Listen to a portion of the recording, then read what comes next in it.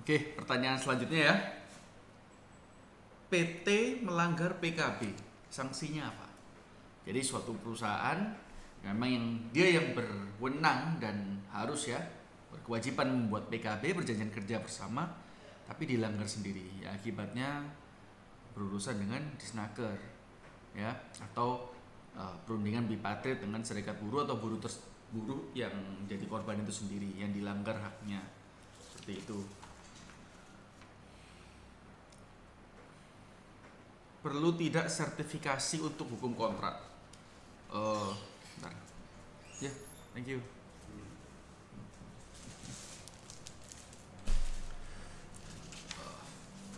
Oke, sedikit interupsi ya. Kalau jadi gini, perlu tidak sertifikasi untuk hukum kontrak? Tergantung. Kalau Anda masuknya bidang mediasi perlu, tapi bukan berarti Anda kalau nggak ada sertifikasi nggak bisa mediasikan, karena banyak sekali kasus dimediasikan oleh sanak keluarga sendiri atau teman sendiri. Nah, cuman memang sertifikasi itu apa ya? Pertama memang menambah kemampuan Anda, ya kan? Anda orang dilatih sama nggak dilatih, tersertifikasi sama nggak pasti beda. Kedua, legitimasi Anda di depan calon klien, seperti itu sih. Tapi untuk hal-hal dalam hal kontrak umum itu semua orang berhak membuat.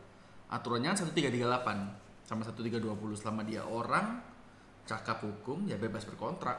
Syarat subjektif ya, berarti pasti bebas berkontrak gitu. Jadi tidak ada sertifikasi khusus. Kalau nggak ada sertifikasi nggak boleh buat kontrak, nggak ya. Nah, kecuali akta-akta tertentu, bisa banyak macamnya, akta notaril apa gitu ya, pastinya nggak bisa dong. Kalau kontrak secara umum nggak perlu, bahkan Anda nggak perlu SH kok. Terus kalau ada PMA, ini menarik ya. Kalau ada PMA, terus dia punya anak PT di bawahnya, apakah anak PT ini juga harus tunduk pada aturan PMA? Ayo coba mikir dulu deh, gimana? Kalau mau di pause dulu. Oke, saya kasih jawabannya ya. Jawabannya adalah iya.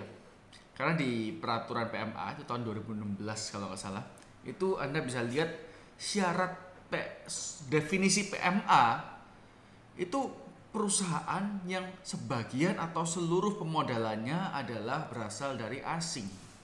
Jadi kalau dia nggak bilang persentasenya nggak ada, tapi dia cuma bilang sebagian atau seluruh permodalannya, sebagian atau seluruh ya. Nah, kalau suatu anak perusahaan atau PT ini punya pemodalan dari PMA, mau 1%, mau 0,5%, mau hanya beberapa lembar saham, itu dia juga udah termasuk PMA. Maka itu terutama perusahaan startup ya, hati-hati kalau Anda terima pemodalan dari asing, karena apalagi kalau dalam bentuk saham. Kalau utang lain ya, bukan pemodalan, harus diingat ya, utang sama saham bedakan. Kalau udah saham dari asing, Anda juga harus tunduk loh sama undang-undang PMA seberapa kecil pemodalan tersebut. Jadi sebelum minta atau request atau memberikan proposal kepada perusahaan asing, venture capital asing, PE asing untuk mendanai usaha Anda, coba Anda lihat dulu, mungkin pakai lawyer kenalan Anda, lihat cocok nggak sama bisnis model Anda, apakah sudah waktunya ataukah benefitnya outweighs the risk, atau repotnya, bukan risk ya, repotnya. Oke, sekian, move on to the next video.